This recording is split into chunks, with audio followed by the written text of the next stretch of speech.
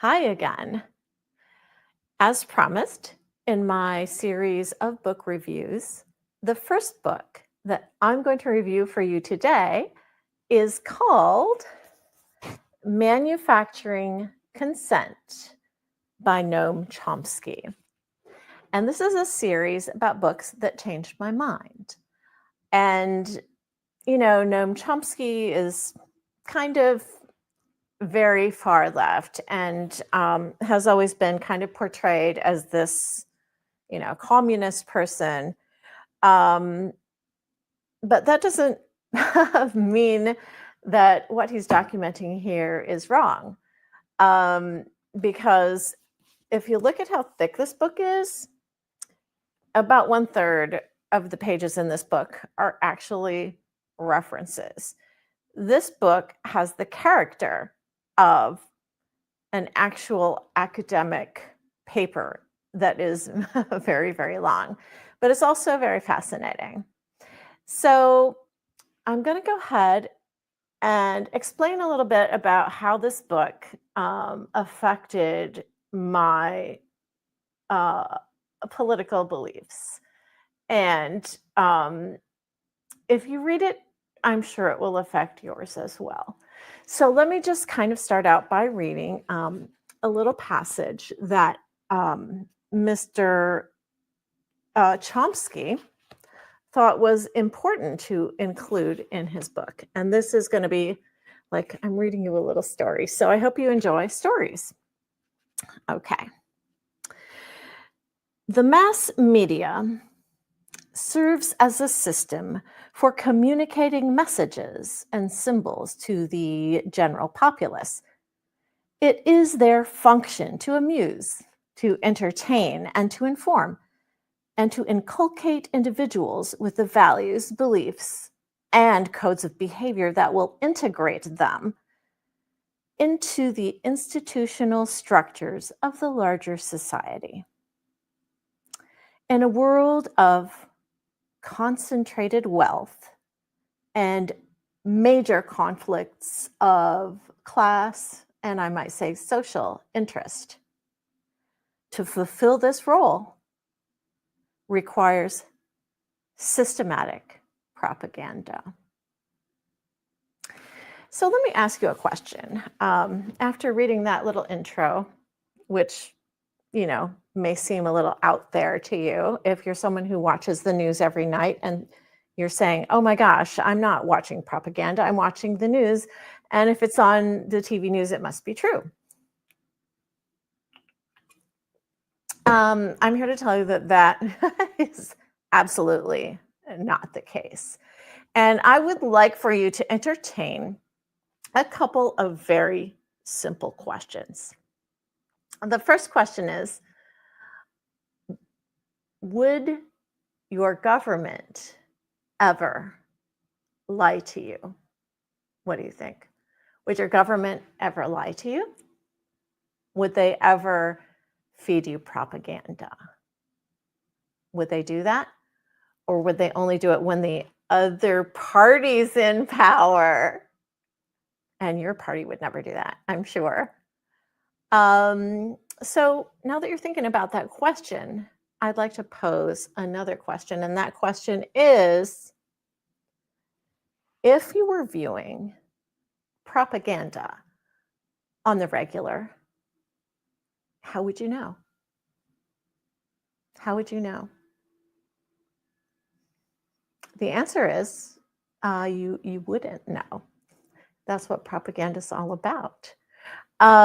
So those two questions I got from the author Lisa Ekman, who I met at a libertarian conference, who had just taken a red pill like a year or two ago when she realized that she was being lied to by the press.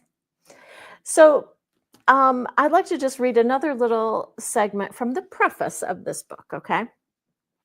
And this is in the words of Noam Chomsky. In this book, we sketch out a propaganda model and we apply it to the performance of the mass media of the United States. This effort reflects our belief, based on many years of study of the workings of the media, that they serve to mobilize support for the special interests that dominate the state and private activity, and that their choices, their emphases, and their omissions can often be understood best and sometimes with striking clarity and insight by analyzing them in such terms. So let's talk about a little bit about where I was, like before I read this book, which I think I read it in like 2004, 2005, right before I became a libertarian. So, how do you decide what's real? That is an incredibly challenging philosophical question that millennia's worth of philosophers have failed to answer for us. This is the discipline that we call epistemology. And that's like, how do we know what's real? The only way we can experience our environment is through our senses of touch, our vision, our hearing, what people tell us, what we see. How do we know that any of those are real? If you're a religious person, the revelation of sacred text is part of your epistemic worldview. If you're not, then human thought is part of your epistemic worldview. How do you know what you know? People that you trust, your culture, religious leaders, church, school, synagogue, mosque, the movie that you just saw, the book that you just read, the science experiment that you just did, all of those can have an impact on how you know what you know. And that's what we call epistemology. So back when I was young, I guess you'd call, I was the good girl, the goody two shoes girl. And I was actually literally called the goody two shoes girl by someone that I dated. And it's like, I don't think that's really a compliment.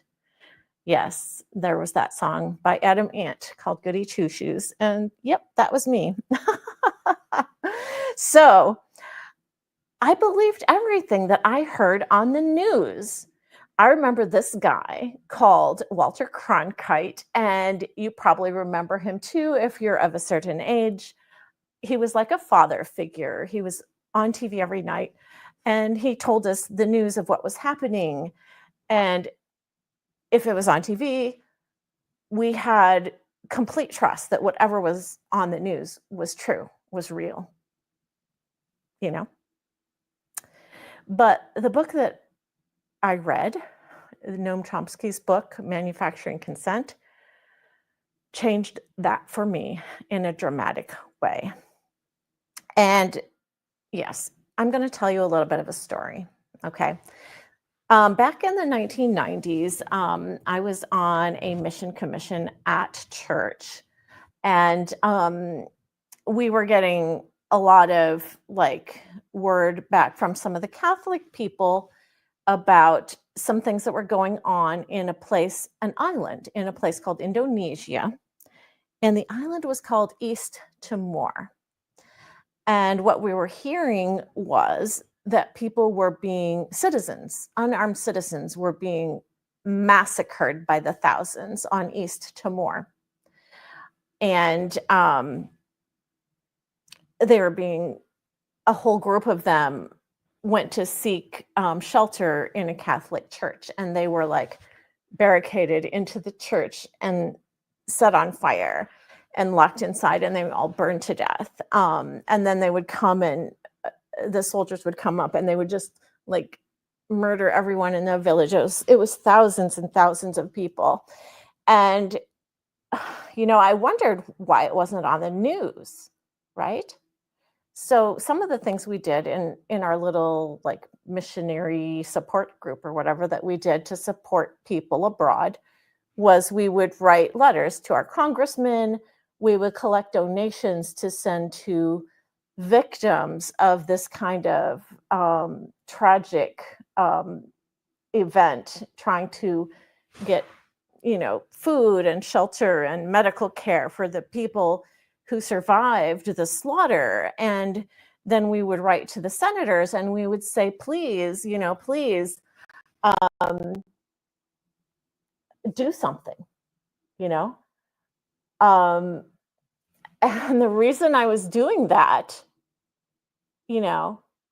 was because I thought people just weren't aware of it. I thought we must raise awareness about this genocidal slaughter going on in East Timor. And then in like I said, I think it was like 2005, I picked up this book, Manufacturing Consent. And I was reading it and I came across a discussion about East Timor. And this is so horrible, I can barely even say it, okay? East Timor, back in the day, like back in the 60s, was a client state of the CIA. The whole Indonesian, there was this General Suharto, and he was a strong man, and he was very anti-communist. So the CIA had gone in and brought some American sociology researchers who would go into the villages and kind of find out what the villagers were thinking. And if they were thinking communist, they would go and slaughter them. And it's kind of interesting because that's what Obama's mother was doing. She was talking about capitalism in little villages in Indonesia back when this was going on. So I don't know if Obama's mother gave information about who was communist or not in the little villages, but I know that she did go in and talk about how people could start businesses, like little micro businesses, which is great. I'm hoping she didn't share information to kill people, but I don't know. This was all to help Suharto keep control of Indonesia. And it was one of the worst slaughters in the 20th century that you never heard about. And that was on us. That was on us. Cold War fun, right? But it turns out the villagers of East Timor, they wanted to have independence because they were Catholic, and the Suharto government was, somewhat oppressive to Catholics. And they thought, well, let's just be independent. We can be Catholic here on this little island. But Suharto didn't want that, and he just decided to kill them. But what I didn't know was that the CIA gave him the go-ahead. The weapons they used to kill the people in East Timor were paid for with our tax dollars. The United States of America committed genocide in East Timor. It wasn't covered by the media at all.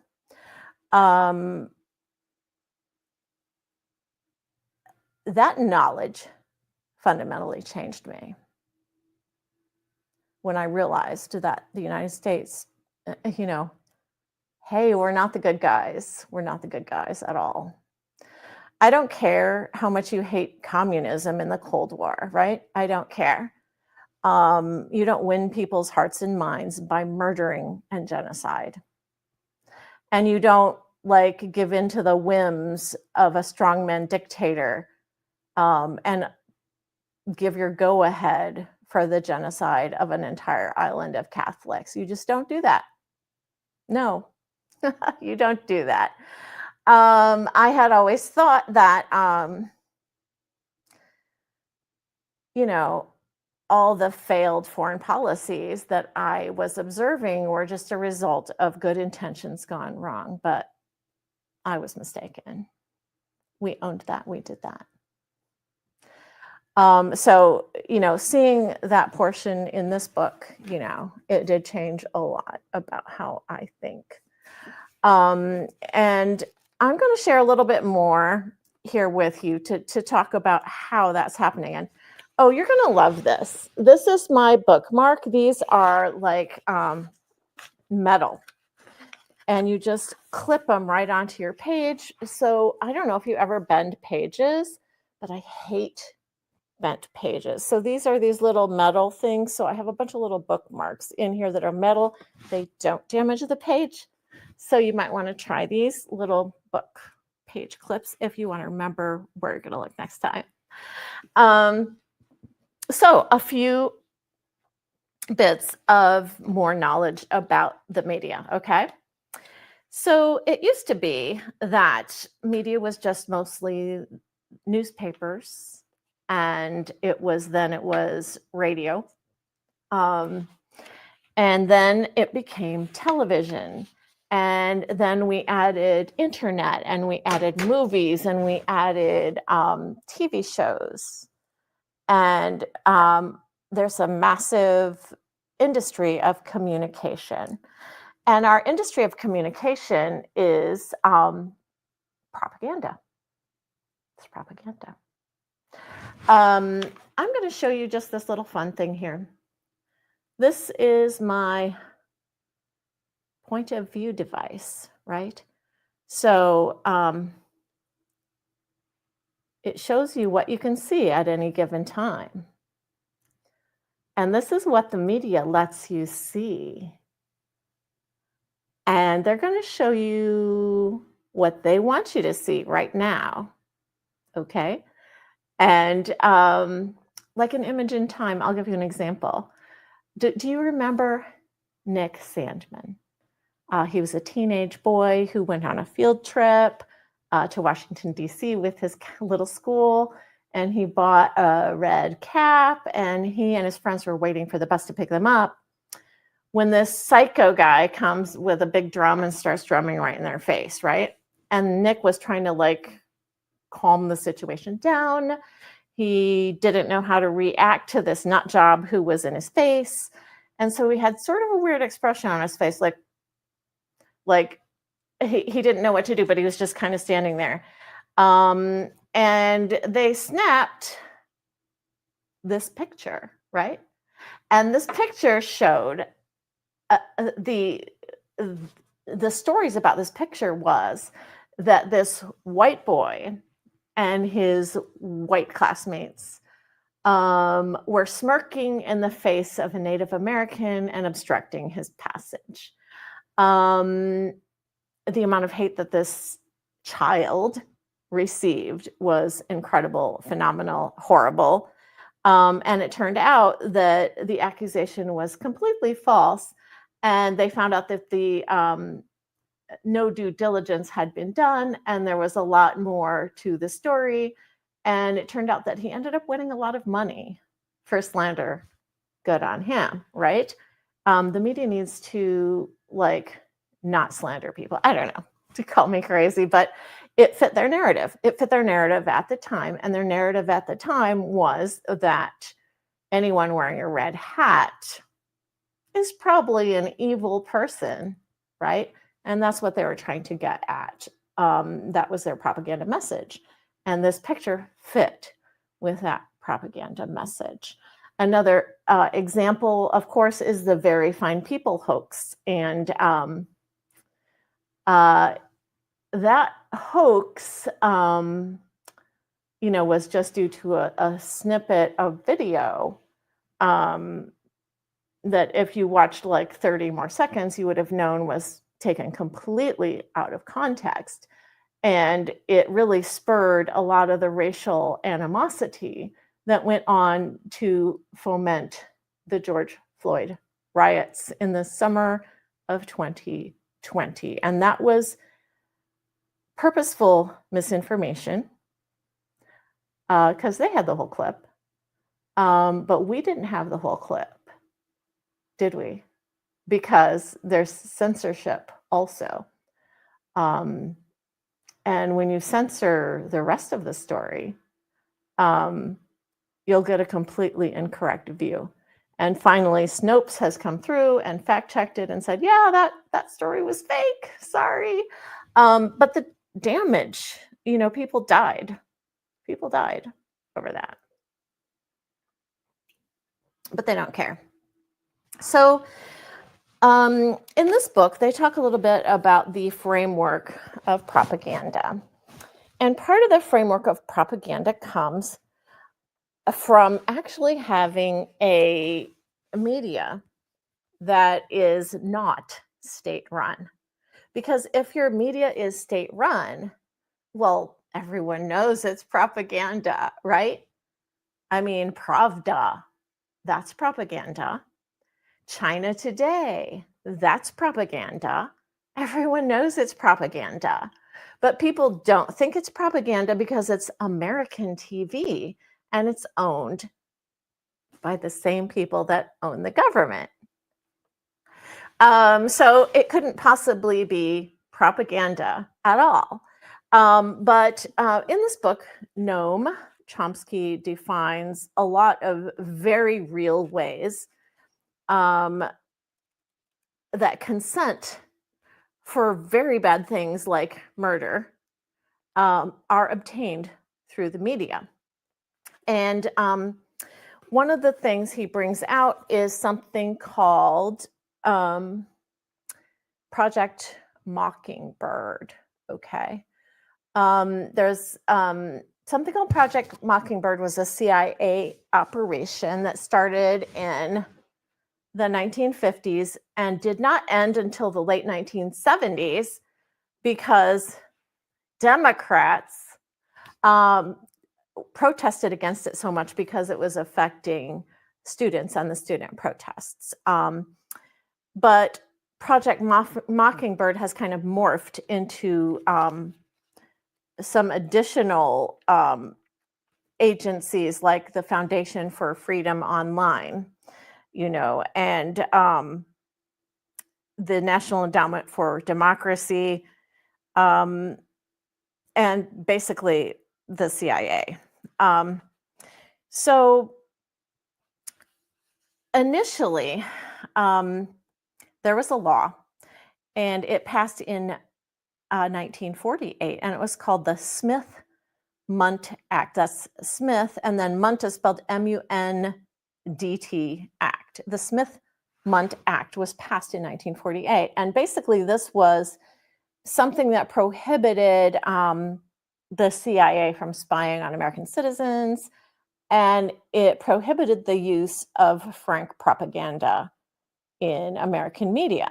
And the kind of frank propaganda that we used on other countries supposedly was illegal in the United States. Well, there was an act in 2013 under the Obama administration that was called the Smith-Mundt Modernization Act.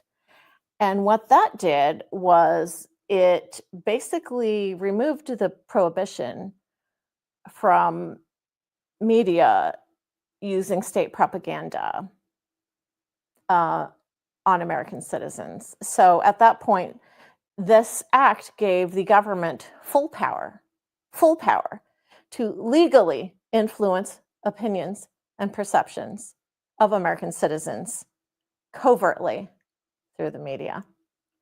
And again, I would like to question to ask you. If you were the government and you just had the power to covertly influence people's opinions through the use of the media, would you do it? Yeah, sure you would. Sure you would. And, we saw that in COVID too. And tell you another story. What happened to me during COVID, I'm a doctor, and I've also participated in pandemic games where we pretended this happened and that happened. And then we, use statistics and behavioral and social models to try to figure out what would happen in that pandemic. So I know about pandemics, okay? And plus, I also have an epidemiology degree. So anyway, I have friends in China. I saw what was happening in China. Um, and I had a meeting for all the doctors and staff at my place of work. And I said, we need to plan now for when the pandemic hits, which is going to be soon, within a month or two. Um, and I talked about what we were going to have to do, how we were going to have to get personal protective equipment, how we were going to have to change what we do. And then someone raised their hand and said, Dr. Chai, the CDC has said that we don't have to worry about COVID-19. We should really be worrying about this year's flu. And they said, are you saying that the CDC is wrong? And I said, yes, the CDC is wrong because this is going to be a global pandemic within, a month or two. And basically what they said to me was, you're lying, you're stupid, etc. But I went and I spent my own money to purchase thousands of dollars of PPE, some for all of my patients and all of my staff. And I purchased a bunch of sanitizer and a bunch of others, UVC lighting and all this stuff that I bought with my own money. And then sure enough, the pandemic hit. And what I eventually realized was the CDC wasn't wrong. The CDC was lying. Okay, they were lying. They knew just as much. How would the CDC not know? I mean, come on, they knew. I knew. They knew too. They were lying. Okay, and that had real consequences. It made people no longer trust the media. And then when they said, "Oh, don't wear masks because masks don't do anything," the reason they said that was because they knew we were out of masks. I wasn't out of masks because I bought them. I bought them before for all my patients, and none of my patients or staff died because I was prepared. But then the CDC ended up lying again, saying you don't need masks. And then when they wanted people to wear masks, people said, "Oh, but you just said we didn't need masks because they don't work." And they had completely shattered the trust of the American people. They didn't believe that the American people could handle the truth, which at the time was, we have some people that need masks. There's a shortage of masks. Don't hoard masks because the medical professionals need them. Did they say that? Did they trust the Americans with that? No. They said masks don't work. Thank you, CDC. That was a lie. So it's very frustrating, very frustrating. So we also know that just like, money and finance and the disappearance of the middle class, this book will also outline the fact that the ownership of the major sources of media has gone from like somewhat diverse, somewhat independent, to only a handful of very, very rich people. And it turns out that the independent media has not been able to keep up with the commercial media because they'll lose advertisers, because our media is highly dependent on advertisers. So what happens is, if you're not ultra wealthy and you try to report the truth about something, as it affects people who aren't the elite or whatever, or something true about a war that they want, what's going to happen is, like when they first started printing papers and newspapers and stuff, and then magazines, and then the independent papers would go out of business because, number one, the corporate world did not want to advertise with these people because they were saying things that went against the business interests. And number two, because the people that wanted to purchase the magazines were of a class of people that couldn't afford to purchase the magazines. So that's how independent news companies were eliminated in a increasingly undiverse media environment. Okay. So that's part of the propaganda model that I'm talking about. And the other thing is, because the media has become so profit driven, and now more than ever, because the market share has been eroded by the internet and the things like X and Facebook, they're actually laying off journalists. And so a lot of them simply rely on what's put out by the government that owns and produces not only the media that goes out there like AP or the wires, but also they provide the quote unquote experts who are going to be interviewed or make their statements about what's true and what isn't on TV. And so you'll hear very serious sounding people from the government telling you their interpretation of the data. And I don't know, if you've ever been an expert witness, either medical malpractice or intellectual property or some other science-based type of expert witness, you'll know you can always find expert witnesses on that'll say pretty radically different things. And a lot of times there isn't a very good consensus, or the consensus, we're only going to look at this part of the consensus, and this is going to be a government appointed person. Okay. So the commercialization of what's on TV and the media depends a lot on the sponsors and the profit that they can get off of it, and the people who are going to purchase advertising, which is why when X came on board and started like giving free speech back to people, it lost a lot of corporate advertisers. Why is that? Because they don't want to support something that's going to take down a part of their narrative. That's why. So it was interesting as they gave some additional examples here of different wording that they use in the books, and then also what they decide to cover and what they do not decide to cover. And I just told you about how they did not cover East Timor and all this stuff that I did about trying to raise awareness. Well, that was all BS because they knew very well what was going on and they were behind it. And it was actually pressure from our allies that got us to stop killing people in East Timor, because people in other countries knew about it. We didn't. Why would we know about it? Because American people wouldn't want America to kill people, would we? I wouldn't.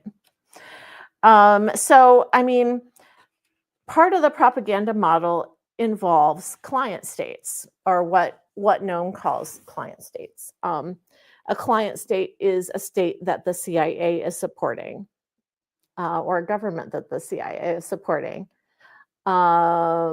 usually to justify our military action in that country. And a state that's not a client state is going to get hostile coverage or no coverage. And a state that is a client state is going to get a very different kind of coverage from the media. And one of the things that I found particularly interesting was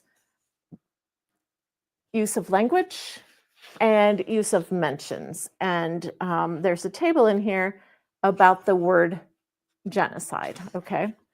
And I know you can't You can't see this very well, but I'm going to read a little bit about the use of the word genocide.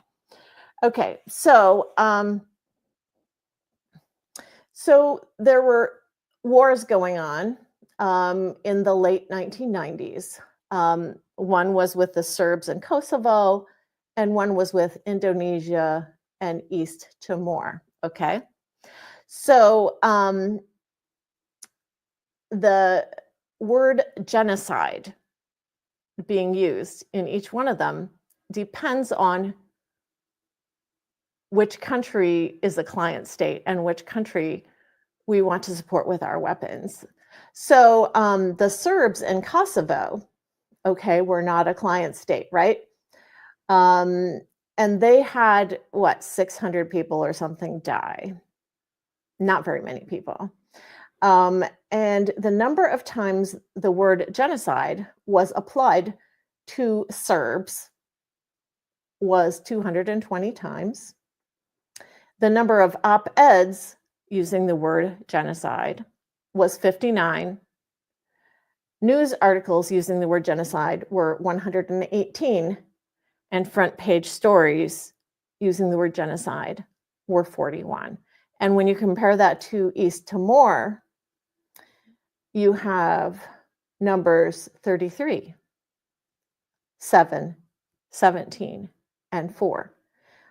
So it was hidden, it was not discussed, different language was used in order to enrage us about what was going on in Kosovo and making us unaware of what was happening in East Timor. And another thing on this table is the client state, Turkey, versus the Iraqis and how they treated the Kurds, right? We wanted to attack Iraq, but Turkey was a client state. So during the late 90s, when we're talking about genocide that was going on in Turkey and Iraq against the Kurds, we used the term genocide 14 times to the genocide in Turkey, and we used it 132 times in the genocide that was going on in Iraq, because they wanted to make us angry at Iraq so that we'd be more likely to attack them. And they wanted to hide what was going on in Turkey so that we could use their bases to launch our attacks against Iraq. So Turkey had been, an ally. It was a client state. It was the United States was its major arms supplier. So it purchased weapons from the United States. And, and here's a quotation from U.S. Ambassador Peter Galbraith. Quote, and I quote, "While Turkey represses its own Kurds, its cooperation is essential to our American-led mission to protect Iraq's Kurds from genocide." The genocide was worse in Turkey. Does this make sense for anything other than a government that's trying to manufacture consent by how it talks about the genocides that we're involved with overseas? We needed Turkey and we wanted to attack Iraq. So even though Turkey was doing worse things, it was Iraq that we wanted to attack. And so we claimed that we were going to protect the Kurds in Iraq from genocide and sort of let that sink in. I remember hearing that and thinking, oh my gosh, we have to protect these Kurds from these horrible Iraqis. Well, the Turks were doing the exact same thing, even worse. This book goes on with incredibly well-researched examples, mostly as it applies to foreign policy. But when I realized what we're doing abroad, I just couldn't support it. And that's why, I became libertarian is because I don't believe that we should be killing people with my tax dollars and lying about it. I don't know, call me crazy. um, so I just want to ask you, I want to ask you, do you think your government would ever lie to you? And if they're going to lie to you, how are they going to do it? Do you ever think that what you're watching is designed to make you think and believe a certain way? Because it is. And once you're aware of how it works, and once you read extensively, um,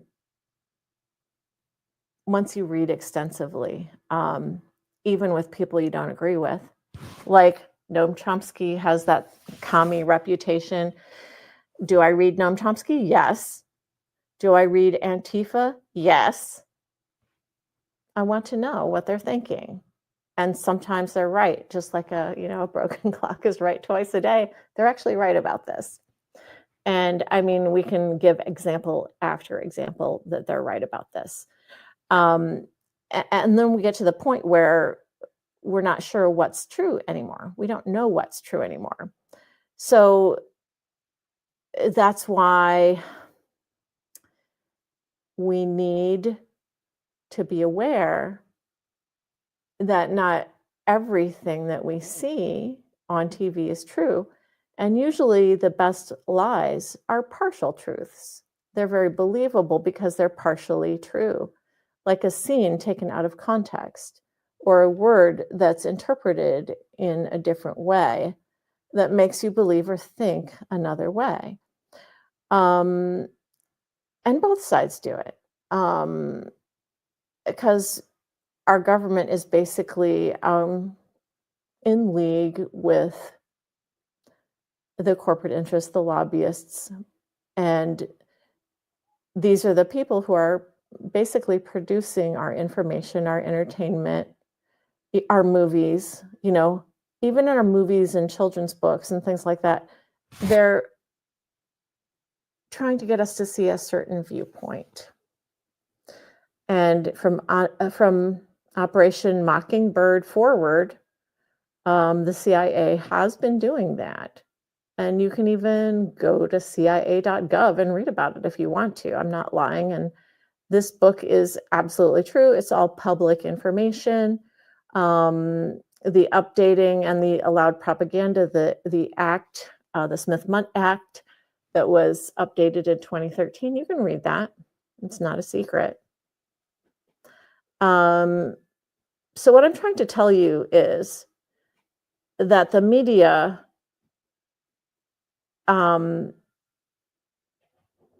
is not your friend. It's a business. And they're protecting their own interests. They're not protecting your interests, your culture, your family, your faith, your choices, the truth. I don't care if you have a different opinion from me. That's fine. I mean, even my husband has different opinions from me, and that's fine. We still love each other, and we still work together. But what I can't tolerate is lies. That's where I draw the line. And I think we have to be very, very careful to try to find free speech in America so that we can all hear as much information as we possibly can, find people we trust. I think a lot of American organizations are going to have to rebuild trust that they lost during COVID. And I'm very sorry about that. As a physician, that really affected my work a lot, the lack of trust. And the lack of trust came directly from people in power lying. I don't appreciate that. So I just think this was a great book. It was a great book. You're going to love it. Manufacturing Consent, The Political Economy of the Mass Media by Edward Herman and Noam Chomsky. Go out and read it, but you've heard a little bit about how it informed my political thoughts. And I hope you enjoy this book. And I would love to talk to you about it if you want to comment about it and what you think. And I really appreciate that you've taken the time to listen to this book report. I give this book an 8.